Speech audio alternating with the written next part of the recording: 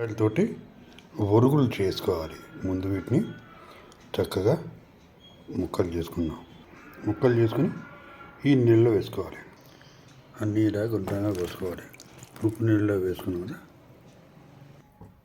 ఒక చెంచా ఉప్పు వేసి నీళ్ళు చక్కగా మరిగించుకోవాలి.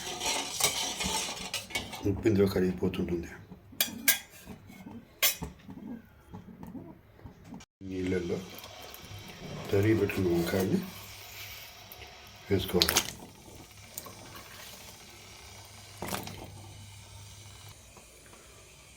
వంకాయలోని కండు ఇలా దిగిపోయింది. ఈ వంకాయలు ఒక్క పొంగు రానివ్వాలి. ఒక 2 నిమిషాలు ఇలా మూత పెడదాం. ఒకసారి మూత తీసేద్దాం.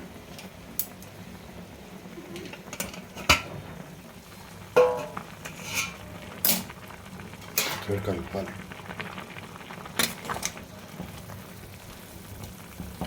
చాలు, స్టవ్ ఆఫ్ చేసేద్దాం.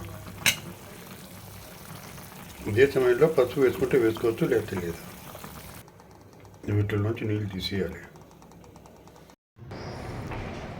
ఇలా ఎండబెట్టుకోవాలి. ఒక పద్ధతిలో ఇలా ఉడికించి ఎండబెడతారు. ఉడికించి ఎండబెట్టిన వంకాయ ముక్కలు ఈ పులుసుల్లోకి వాటిలోకి చాలా బాగుంటాయి. చక్కగా పిసికి ఇలా ప్లేట్లో ఆరబెట్టుకోవాలి.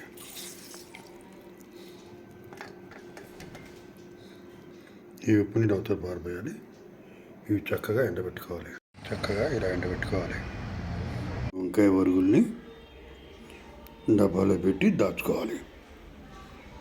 ఇవి కనీసం 6 నెలల పాటు మనకు ఉంటాయి. ఇవి పులుసు చేసుకునేప్పుడు, సాంబార్ చేసుకునేప్పుడు వేసుకుని ఉడికించుకుంటే మళ్ళీ మామూలు స్థితికి వస్తాయి. బాగుంటాయి చాలా. Thank you for watching.